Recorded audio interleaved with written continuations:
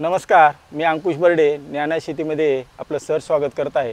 आज आपण बारामती कृषी विज्ञान केंद्र येथे आलेलो आहेत आणि आज आपण ही जी आपण वरती बोर्ड पाहताय तो इंडो डच प्रोजेक्ट जो भाजीपाल्यासाठी अद्ययावत तंत्रज्ञान भारतामध्ये आणण्यासाठी जो प्रकल्प केलेला आहे बारामतीमध्ये तो पाहण्यासाठी आहे। त्यासाठी आपल्याकडे खास आपले आज पाहुणे आहेत यशवंतजी जगदाळे साहेब। साहेब नमस्कार। नमस्कार आणि सर्व शेतकरी बांधवांना सुद्धा नमस्कार। सर हा काय जो इंडो डच प्रकल्प म्हणतो आपण हा काय कन्सेप्ट आहे?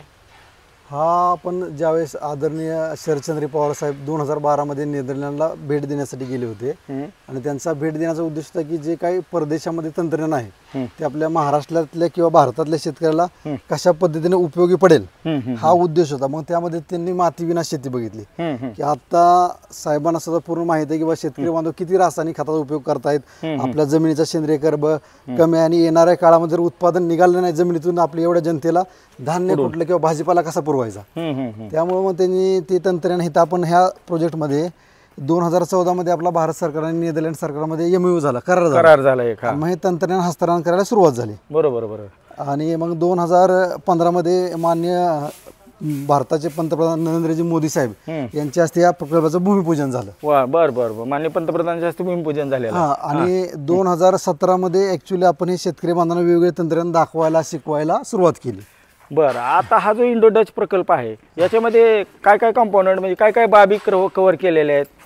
आपल्या आता ज्या शेतकरी बांधवांना सध्या शेती करताना ज्या काही अडचणी येतात त्यामध्ये पहिलं असते की त्यांना प्लांटिंग मटेरियल किंवा चांगली रोपं मिळत नाहीत, दर्जेदार रोपं। म्हणजे आपण काय म्हणतोय त्याला सुरुवातच रोपापासून होती आणि मग रोपाचा दर्जा जर व्यवस्थित असेल तर नक्कीच पीक चांगलं येतं। मग ह्याच्यात पहिला कन्सेप्ट आहे की आपण रोगमुक्त रोपं शेतकरी बांधवांना देतो। बरोबर। दुसरा आहे की जे काही नवीन तंत्रज्ञान आहे जी एक म्हण आहे किंवा शेतकऱ्यांना बघितल्याशिवाय विश्वास बसत नाही। बरोबर। मग इथं आपण वेगळी प्रात्यक्षिक शेतकरी बांधवांना दाखवतोय। प्रात्यक्षिकामध्ये मग त्यामध्ये माती विना शेती असेल, पहिला कन्सेप्ट माती विना शेती पण आहे, म्हणजे पूर्ण कोकोपीट मधली शेती। बरोबर आहे, कोकोपीट मध्ये पण। आणि अजून दुसरं नंतर त्यामध्ये लागवड पद्धती वेगळ्या आहेत, ग्रो बॅग मध्ये आहे नुसत्या।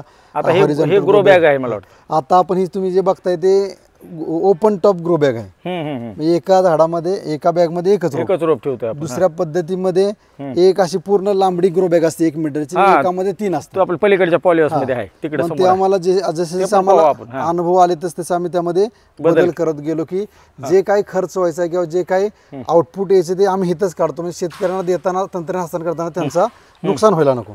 बरोबर। आणि हे दुसरं झालं प्रात्यक्षिक। आणि 3 नंबर मध्ये आपण हे प्रशिक्षण घेतो। म्हणजे शेतकरी बांधवांना नुसतंच सांगून लक्षात येत नाही। आता ही टोमॅटो आपण बघतोय सध्या आता आपल्या उंचीच्या वर म्हणजे 7 फूट असेल, 7 फूट आहे। पण ह्या पद्धतीने आपण टोमॅटो 40 फूट उंच वाढवतो। बरोबर। म्हणजे उंच ह्यामध्ये बांधणीची पद्धत वेगळी आहे। म्हणजे जसं आपण वर तुम्ही दोरा बांधला तिथवर आणि त्याला गुंडाळी आहे दोऱ्याची। बरोबर। जसं झाड वाढत जाईल तसं आपण हे झाड असं वेली टाईप म्हणजे बुडका हित असलं तर शेंडा त्याचा 20 फूट लांब असतो, 15 फूट लांब असतो।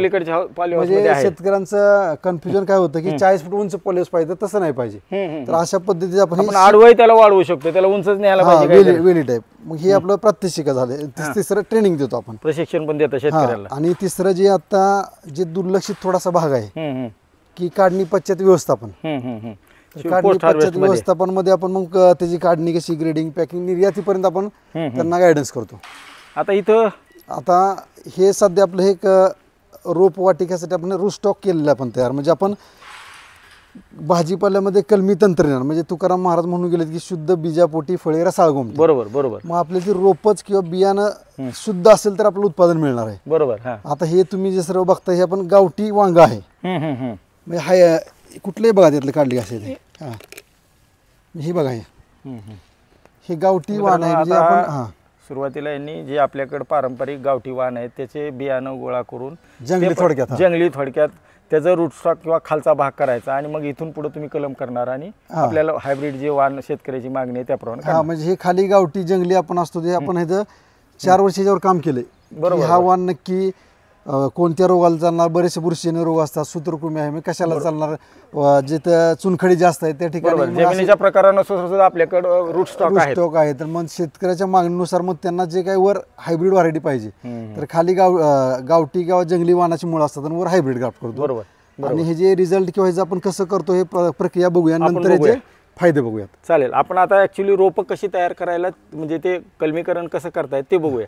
मित्रांनो, याच्यामध्ये यांनी अशी टेक्नॉलॉजी डेव्हलप केली की समजा माझ्याकडं पाण्याचा निचरा नसल्यामुळं किंवा चुनखडी जमीन असल्यामुळं किंवा काळ्या खोल जमिनी जर असल्या तर मर रोग जास्त येतो, निमॅटोड जास्त येतो किंवा काही ठिकाणी खूप करपा येतो. यासाठी त्यांनी वेगवेगळे रूट स्टॉक केलेले आहेत, म्हणजे खालचा भाग केलेला आहे आणि त्याच्यावर जर आपल्याला जे पाहिजे त्याचं कलम केलं तर माझ्या त्या पिकाची वाढ तिथं जी शेतात आहे ती रूट स्टॉक जो आपला गावरान आहे तो तिथं सेट झालेला असतो आणि त्याच्यामुळे त्याची पिकाची तुम्ही काल पण बोलता म्हटले होते की ह्याचे तोडे जास्त होतात वगैरे. तो काय कन्सेप्ट आहे थोडं सांगा ना.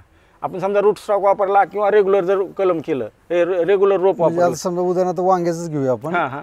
तर आता हे रेग्युलर वांग तुम्ही बियापासून लावता त्याची किंमत साधारणतः 1 ते 1.5 रुपये म्हणजे 2 रुपये असते. 2 रुपयापर्यंत असते. हां. आणि ही जर कलमी वांग्याचं तुम्हाला रोप घ्यायचं असेल तर या एका रोपाची किंमत 7 रुपये जाते. 7 रुपये देतात. बरोबर. 7 रुपये का जाते? ह्यामध्ये आपण एक गावठी वाण बरोबर आहे. त्याचा वाढवायचा, त्याचा कोकोपीटचा खर्च, नंतर हायब्रिड त्याचा वाणाचा खर्च. बरोबर. आणि कलमीकरण आहे. आणि हे 7 रुपये शेतकरी बांधवांना का द्यायचे म्हणजे तर ह्यामध्ये प्रामुख्यानं एक 4 महत्त्वाचे फायदे आहेत. पहिले की जी तुमचं खाली गावरान खुंट असतो त्याच्यावर कोणत्याही प्रकारचा बुरशीजन्य रोग येत नाही. पीथीएम असेल, फ्युजरम असेल. जरी आता आमचा असा अनुभव आहे की बोरवेलला भागात जिथे जास्त पाऊस पडतो म्हणजे महिनाभर तुमचं जरी वांग्याचं रोप पाण्यात राहिलं तरी सुद्धा जगतं. म्हणजे शेतकऱ्यांची फीडबॅक आहे, आम्ही सांगत नाही. बरोबर आहे. हे पहिला फायदा झाला. ते बुरशीजन्य रोग त्यामध्ये येत नाहीत. दुसरा फायदा आहे की त्या पिकाचा कालावधी कमीत कमी 35 दिवस आणि मॅक्झिमम 58 दिवसापर्यंत वाढतो. म्हणजे तोड्यात जर काढलं तर टोमॅटो सारख्याचे 3-4 तोडे 5 तोडे वाढतात. कमीत कमी 100% वाढतात. आणि समजा वांग्याच्या मिरची मध्ये करता का आपण? आम्ही तोड्यात पण सांगतो आणि दुसऱ्या शेतकरी बांधवांना उत्पादन किती वाढतं म्हणजे समजा 40 दिवस कालावधी वाढला तर साधारणतः 25 ते 35% पर्यंत उत्पादन वाढते. बरोबर. म्हणजे महत्वाचा तिसरा फायदा आहे. बरोबर. अजून पुढं आणि 35% जर उत्पादन वाढलं तर तुमचे जे 5 रुपये तुम्ही जास्त देत आहे नगण्यच होती ते नगण्य. तिथं पण तुमचं भरून निघतो खर्च आणि जमीन. तुम्ही पण शेतकरी बांधवांना तुम्ही अनुभव घ्या. तुम्ही जर 100 रोपं उदाहरणार्थ बरोबर 100 रोपं लावली ते 100 रोपं तुमची जगत नाहीत, त्यातली 15 ते 20% मर होते. ह्यात मर होतच नाही. तिथं तुमचा रोपांचा जो खर्च एक्स्ट्रा येतो तो कव्हर होतो. म्हणजे गॅप फिलिंगची किंवा खाडी भरायची गरज पडत नाही. जे आपण नांग्या म्हणतो ती भरायची गरज लागत नाही. तुमचे खाली आता गावरान किंवा गावठी मूळ आहे त्यामुळे झाडामध्ये ताकद जास्त येते.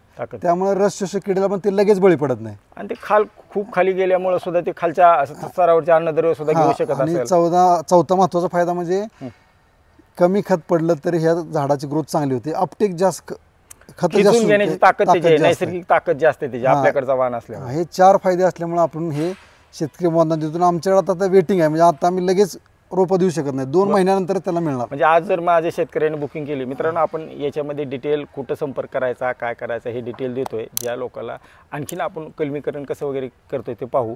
आणि एखाद्या शेतकऱ्याला यांच्याकडे जे कुठले वाणाचे कुठल्या पिकाचे भाजीपाला पिकाचे कलमीकरण केलेले रोपं आहेत त्याच्याबद्दल कुणाशी संपर्क साधायचा डिटेल देतोय आपण.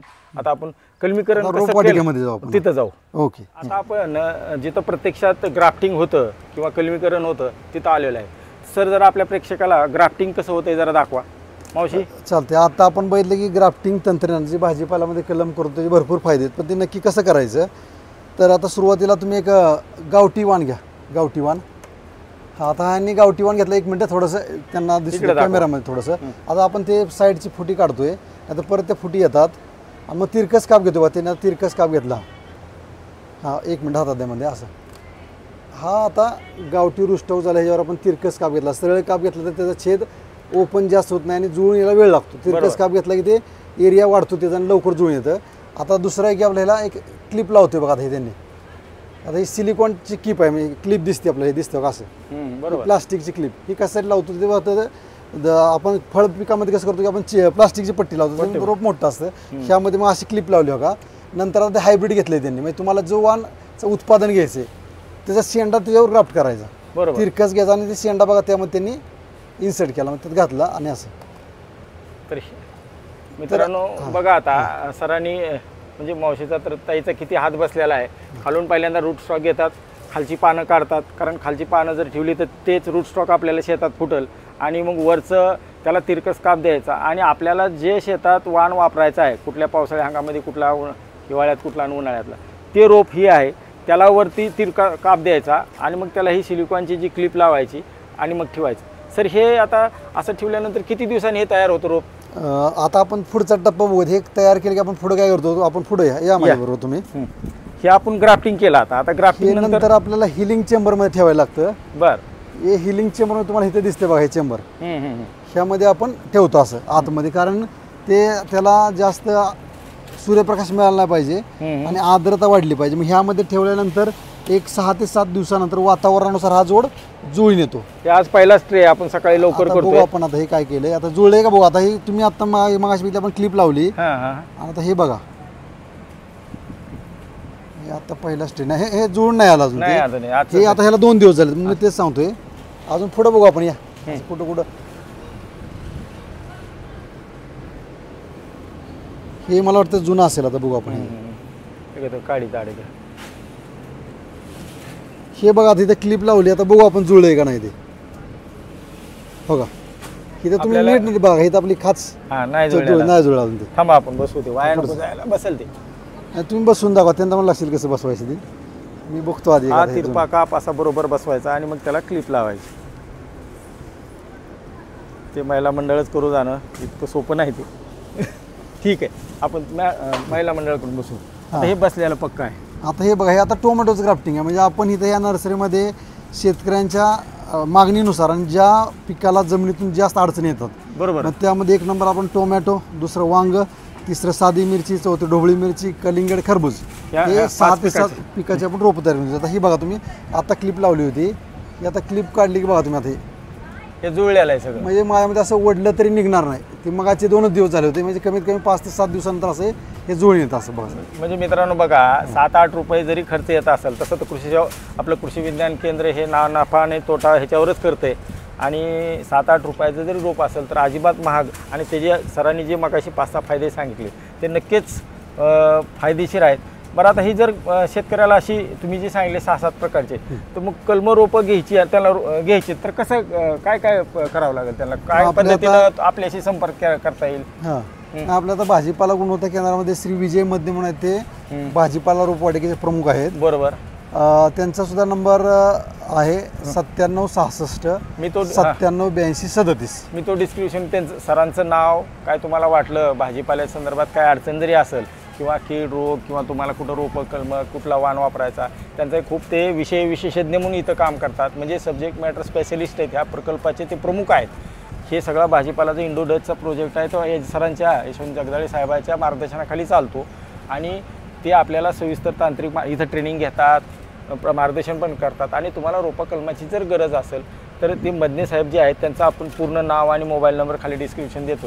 त्यासोबत आपण टोमॅटो पीक लागवडीसाठी जे काय म्हणजे हंगामानुसार जमिनीची निवडपासून वाणाची निवड आणि मग कीड रोगापर्यंत आणि अन्नद्रव्य असेल ते सगळ्याबद्दल आपण आपल्या वेबसाईटवर मोफत आपण आपली त्याची PDF पण देतोय. तर आता सध्या काय रिस्पॉन्स आहे तुम्हाला म्हणजे ह्या कलमा रोपाचा? बरं आपण सांगा. नाही, आता रिस्पॉन्स म्हणजे ज्या शेतकऱ्यांमध्ये अनुभव घेतला आहे, शेतकऱ्यांनी बघितलंय ते 2-2, 3-3 महिने वेटिंगसाठी थांबतात, पण त्यांना कलमीच रोपं पाहिजेत. बरं. आणि दुसरं म्हणजे बुकिंग करण्यासाठी शेतकरी बांधवांना इथे येण्याची गरज नाही. बरोबर. म्हणजे श्री विजय मध्ये तुम्ही फोन केला तर तुमच्या फोनवर 50% अमाऊंट भरायला लागते रक्कम. बरोबर. आणि ते बुकिंग होतं.